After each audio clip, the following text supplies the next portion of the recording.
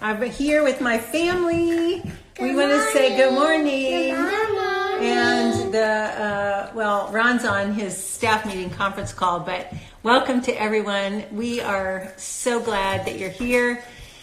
We are going to talk today about homeschooling, which is very fitting for us because this is our first day of homeschooling. There's my sweet husband.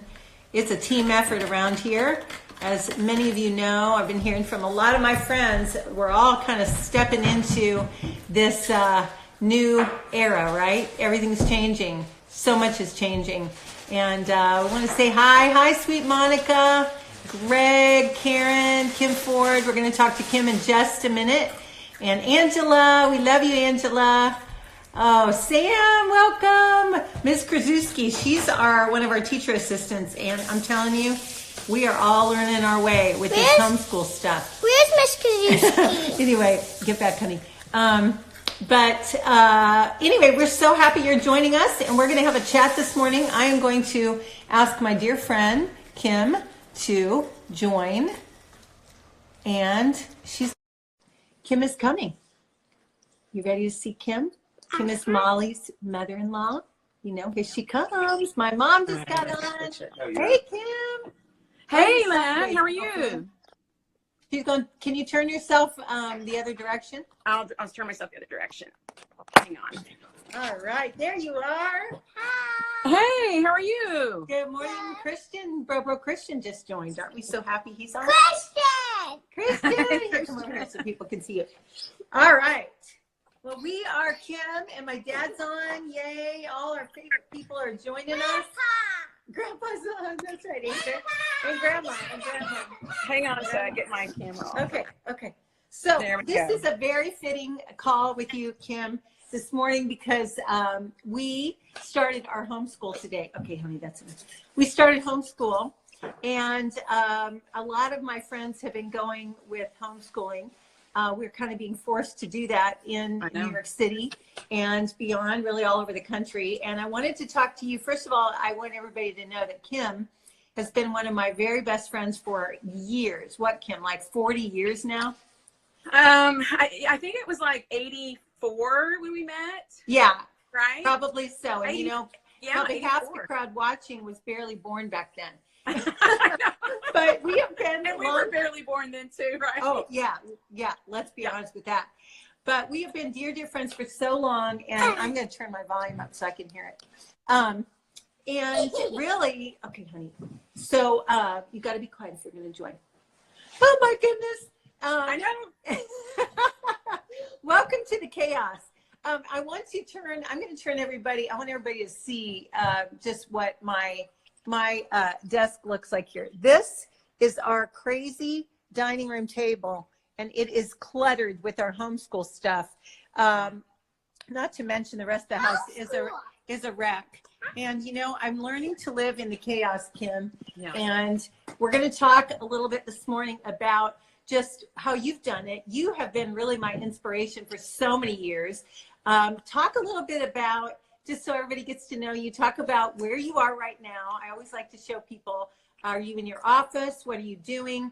Talk a little bit about your background as a mom, as a homeschooler, and then we'll dive in. And if any of you guys have questions, feel free to drop a note. Molly's on now. Yay, Molly. Hey, Molly. So Molly Ford, who works for us in New York City, Kim is her mother-in-law, and that's how I met Molly. So we have many connections. So many connections. So, Lynette, thank you so much. I think it's so timely, and also what an amazing thing that we get together on Instagram Live and share ideas and share our strengths and lend to each other just ideas and wisdom. And Greg and I are in ministry. We've been married 30 years, and this past year, and we were traveling and world missions and just doing things around the world. And when we started having kids, we decided, hey, why do we want to stop traveling? We wanted to have flexibility so we could pull the kids into our life and into the world, and really had a heart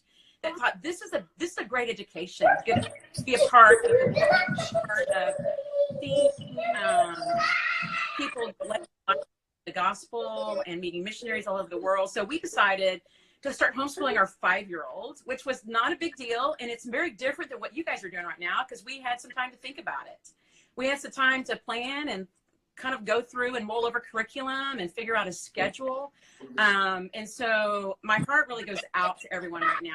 I understand us, how your world was turned upside down.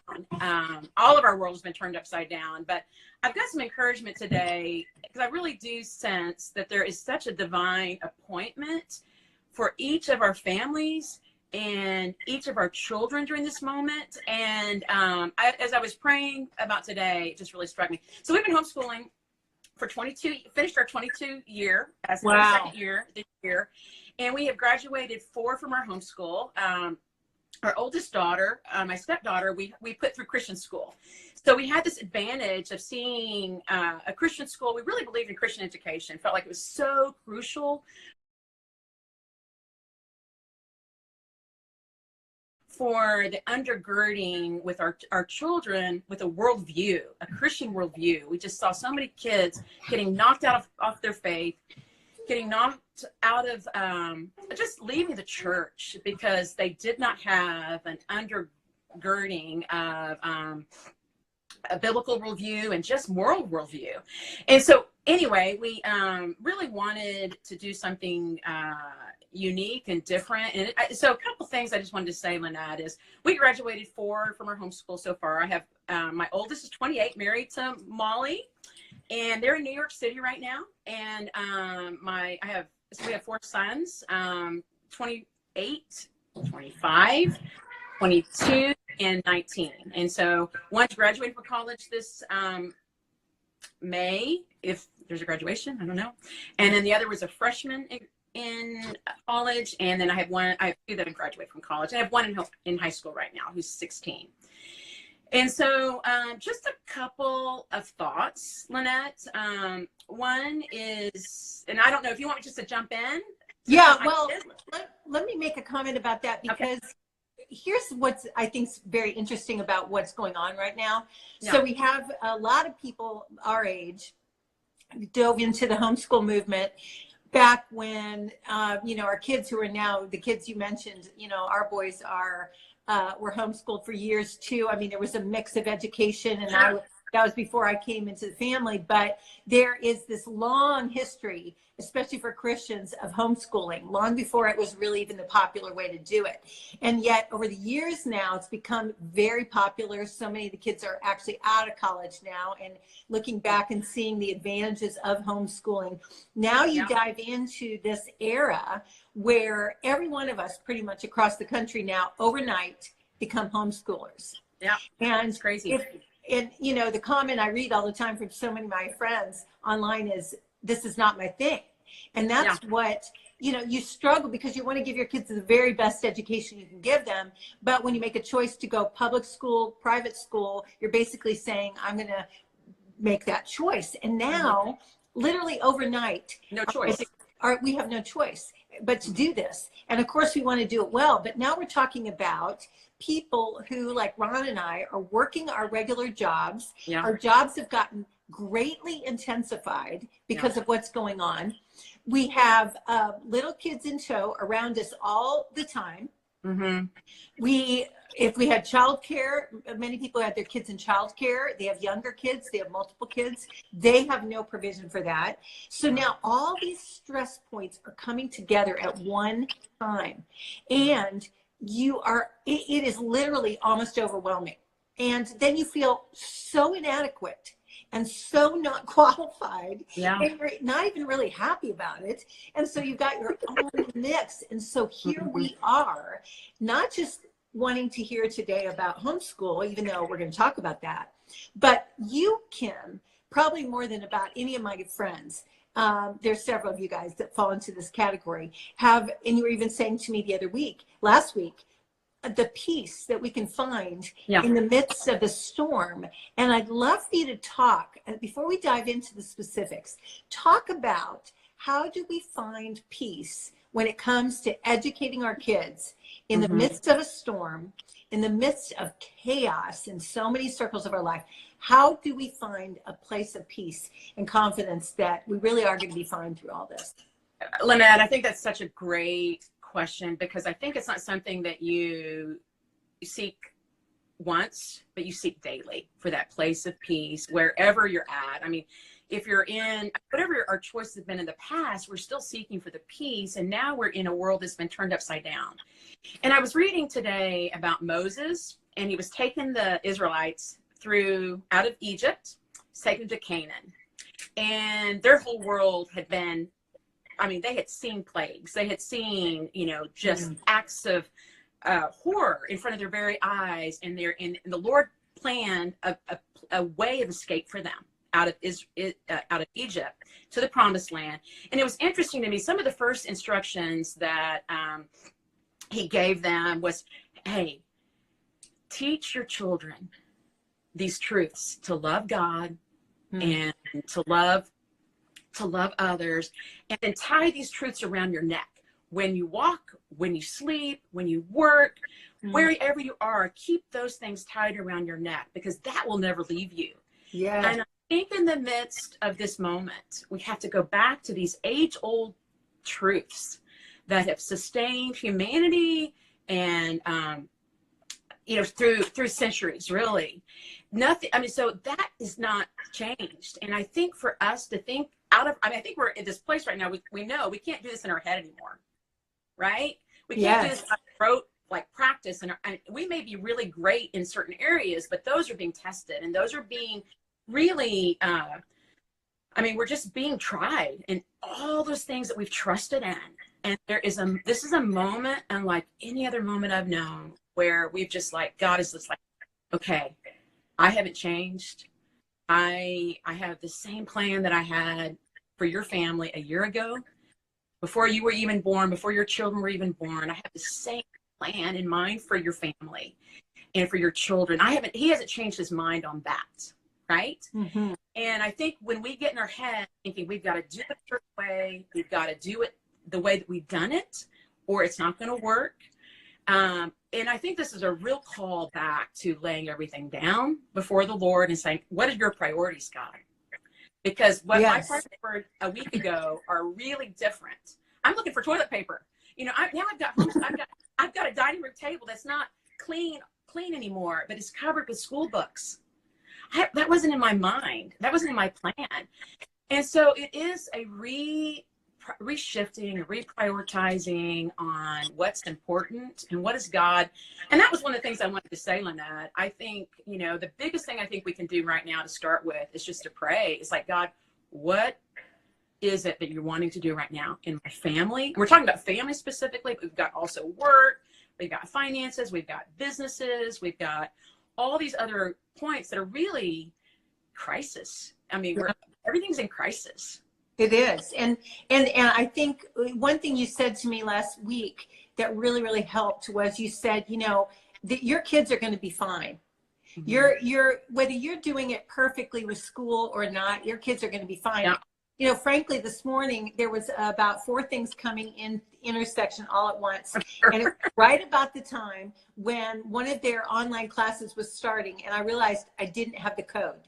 As simple as I did not have the code. It's all about the code. Rushing out, I'm like, where's the code? I'm emailing everybody. I'm like, send me the code. Then I'm realizing they probably did, but my email's not working because I put it in this weird account. And then suddenly I realized, you know what? We don't have to do this assignment in the next 15 minutes, even though it's on the schedule. You know what? We can it hit you. Right. We can breathe, and then it's always that same moment where you're screaming, and where's my husband? Why am I doing this all by myself? And he's on another meeting and another call. So the point being here, that in chaos, we go back to those truths and we simply make a choice that we are not going to let our schedule, what we can't control us. We're going to go with the flow. I am not a natural flow person. I am a schedule person. I love schedules. I love codes. I love agendas. But right now, they're not working. They're really not working. And so how do you, Kim, you've done this for so long, you have so many children, and now not only that, but you actually work for an organization called Classical Conversations, right? Yeah. So you are leading, talk about the other people that you're leading right now, because you're seeing this on a much broader, wider scale, working for an organization that's actually leading the way in many respects for this homeschool trend.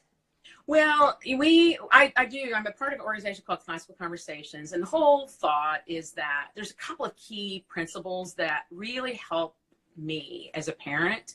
And it really, I've learned it from classical. And one is that God trusts you. He just trusts you.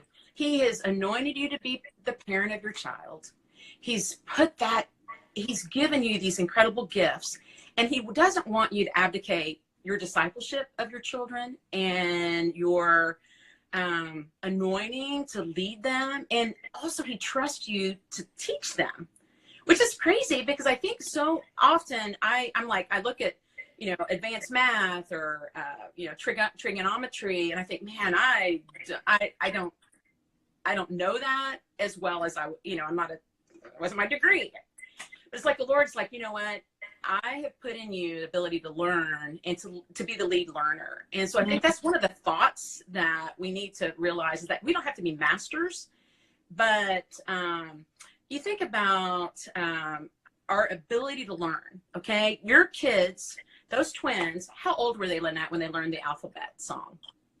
Oh, I don't know. Maybe 2. Was it? Oh, probably 3 months. My kids. Yeah, very so smart. I know. I don't know. Maybe I don't know. Maybe 2, as soon as they could talk. Really soon after they could talk. And so they learned something, and you didn't really have to teach them. That's right? True. You That's just true. learned a song, and then they learned the basic core foundational pieces of the English language, like that. Okay.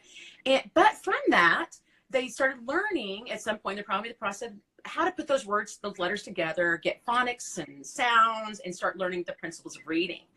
And then that's the building block for speaking and writing, and eventually your little girls are going to learn how to write their own stories. They're going to be able to, transcribe notes from their professor.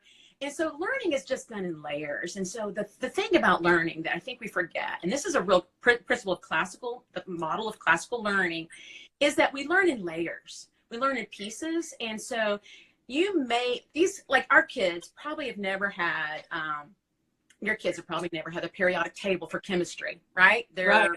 Okay. But at some point they're going to learn the periodic table.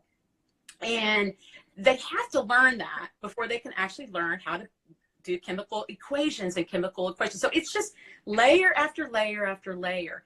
And so I think so many times we think, oh, learn how to do this today, or they're not going to pass their ACT test. Right. Right. And they're only 7. And if they do not learn this math, how to add their math equation today in 2nd grade or 1st grade, it's like the whole world goes out. I mean, we're concerned about their whole life and their whole world, but we forget that everything is learned in layers, that we learn piece today, we add to it tomorrow. And if we don't learn it today, we learn it again tomorrow. And I think that's the thing I would just say to all the homeschool parents out there right now is relax.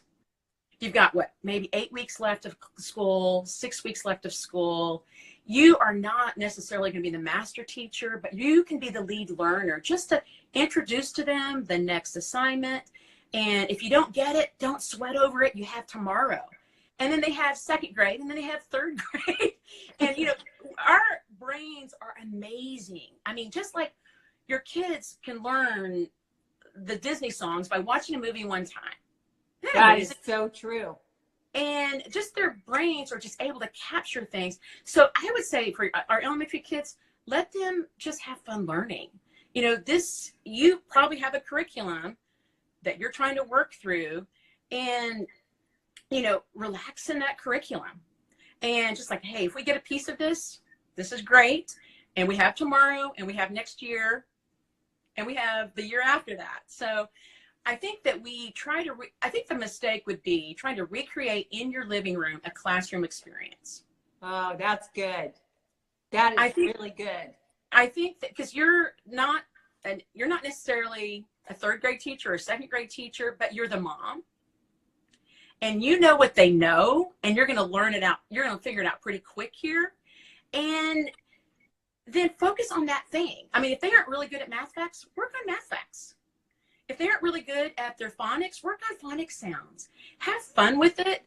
Don't try to do hours and hours of phonics. Do 15, 20 minutes.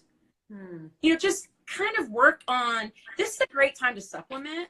Like if you see a gap or you see a hole, supplement. Just go in and just kind of work on that. And I think math facts and reading, I mean, those are pretty big, substantial things for second grade and third graders.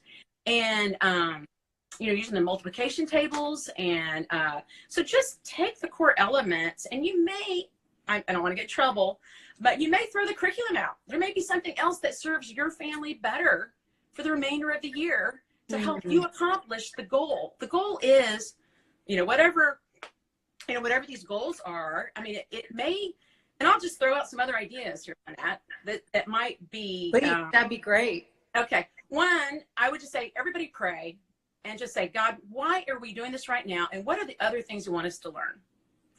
And education is a part of it, but maybe God brought the kids home for this season to do some family discipleship. That's and good. Maybe he's using math to help you with family discipleship. It's kind of crazy thought. No, it's good. Teaching a child to sit and do math is a character issue. Maybe you have some things that the Lord is showing you. It's like, man, I don't really like her attitude. First of all, I say deal with her own attitude first, because I find goodness, my attitude. Totally. Right? And it's almost like, when you're on an airplane and they say, if the oxygen masks drop, save yourself first. Right. And then help your kids get oxygen. Yes. So, good. My first thought is parents that are doing this, get our hearts right with God. Yeah. And if what that means for you might be very different than what it means for me. Usually it means like forgiving myself for the way I acted the day before. Yeah. Sometimes just like, okay, this wasn't what I bargained for, but it's what I have. And so it's just getting my attitude in line with God's attitude. It's like, God, they're my kids and they're a gift. Realizing that you have entrusted me for these next 6 to 8 weeks, whatever it is, with this gift. And I want to be faithful. I love that, Kim, because I keep thinking about, in all my experiences in the corporate world, when we would be going through crisis or change, or maybe there was a big layoff or whatever, you look back and you realize that you want to be tuned into the CEO. And one of the reasons I like to watch the White House briefings right now is, aside from politics, I want to know what's going on at the very top. I want to hear from the decision makers. I want to know what they're thinking, what they're saying, what the plans are. And that's why I want to go there. I don't want to hear any political interpretation or any pundits right now. I want to hear from the very top. At a higher level, I want to hear from God himself, and finding those ways of staying in the word and prayer, and whether it's my morning runs or whatever. But I think it's true too for our families. We have a lot of our friends that are doctors in New York City right now. One of my girlfriends sent me a photo of her husband in all of his surgical outfit, and standing 6 to 8 feet away from her talking. Another friend that's a doctor was describing kind of what they have to go through to sterilize and everything.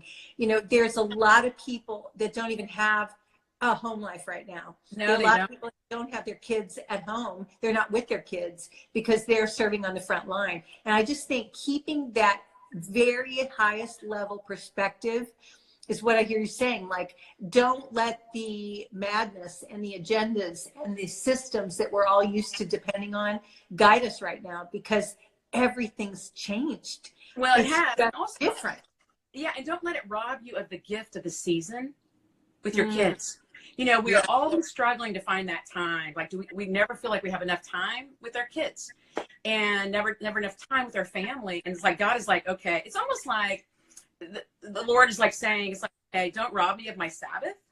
Don't take away my Sunday or my day of rest. It's like the Lord is like, don't rob me of the gift that you have of this time with your family. Yeah. So there's a couple things like, oops, I left my phone. There's a couple things that, I feel like we need to pray and ask the Lord. It's like, okay, what is it that you want to do in my family during this season? Yes. And if you have a mission statement for your family, if you don't have one, ask the Lord for one. What is it that he wants to do in your family? Ask him for your marriage, ask him for your kids. I mean, there might be specific things the Lord wants to deposit into your kids during this season, each one specifically. There might be character issues the Lord shows you and says, okay, this one tends to, they say that sanguine personalities, happy kids, that they have a besetting sin of lying and deceit. Like they always want to please everybody. So there's this underlying thread that they're not completely truthful at moments. That could be a sin, and that maybe God wants to focus in on that child being secure in his relationship with you and learning how to walk in integrity in an area. So I just find that these moments, the Lord will kind of pinpoint in. It's like, wow, what do I want to do? Maybe this one just needs to be read to. Yeah. And I that would be the thing I would say is, ask the Lord, what is it that he wants to do? Get some goals with God for your kids. And let him really direct that this time, and as a gift of and we don't know, Lynette, honestly, what God wants to do in our families right now. That's as far right. as discipleship. And I think, and I've always felt like homeschool for me has been the avenue. Learning how to connect with my kids, learning how to talk to them, learning how to instruct them and help follow through with tasks. And so sometimes to me, the character side of it trumps the educational side, because really if you think about it, if you don't have self-control as a person, I mean, education's out the window. It's true. It's all that emotional intelligence is so all that. superior. I know, if you don't walk in integrity as an adult, all of your education is usurped by your lack of integrity. Yeah. I mean, so all of these things that we kind of put priority on. I remember when Hudson was 5, we went to a basketball camp, okay? And all these kids, all these 5-year-olds had already been privately coached. And I'm like, we just came to learn how to play basketball. And we've got these 5-year-olds that are doing 3-point shots and 20 points. And we're like, I don't know what I missed. He's 5. And we've just put the priority on so many things that are upside down. And we burned, and a lot of these kids, it was interesting, by the time they got to be 12 and 13 years old, they were burned out. And there was like an emptiness to there's like an emptiness in our kids' souls if we're just pushing and driving. And so I'm thinking, like, what can we do right now to set our kids' souls on fire? Yeah. To love to learn and to love the Lord. New memories and new memories. Just things that we can do as a family that is unique to this season. I always say, if I knew my seasons and how long they were going to be, I'd look back later and say, wow, I would have done more maybe. If we knew, let's say someone said in 2 months from now, you won't be together like you are right now, right? Where we have to stay together. And what would I do for 2 months that would be a memory for a lifetime? What a great question, Lynette. What a great, just having back our mind, like, this is a gift. And what do I want us to be at the end of this gift? Yeah. Where do I want it to be? What am I hoping to deposit in my kids during this gift? That's this so season? Good. Good. I was going to say that, for you and I, we have grown kids now. Yeah. And you look back and you think it really does go fast. Everybody says that. But you look at them and you just feel so proud of them as they begin to parent even and have kids. You don't have that grandkids yet, but I do. And one of my greatest joys is getting photos and videos of my kids parenting, my grandkids, because I realize, and I'm constantly reminded, it all works out. God's got his hand on them more than I do, more than my prayers do, more than any of us do. And so we're going to wrap it up, Kim. And I know our time has been so short, but do you have I would love to, you sent me a couple links that were really, really good for some Yeah. tools and resources. And so I will include those. I'm going to do an end of the week digest where I put it out to my list. And I will also post it. All these videos, for anyone that wants to see them later, will be posted on my YouTube channel. There's a link in my bio here on Instagram. You could just click right on it and you'll go to the video. But I will include in the description some of your links, Kim, that you sent me for just some homeschooling tools and how people can get more resources during this time. Because I know you're a wealth of information on that. But, you know, what I'm taking away from you that's really helping me today is just don't sweat the small stuff, to put it to coin a familiar term, and don't let the agenda steal the bigger level of learning that is happening right now. Your kids are going to be fine because they have you as parents. That's They great. are. Nobody loves them more than you love them. Nobody cares more for them than you do. And you all trust the Lord, trust God in you, and really just trust the time, you know, and forgive yourself and be easy with each other. This is adjustment for everybody, but your kids are going to be fine.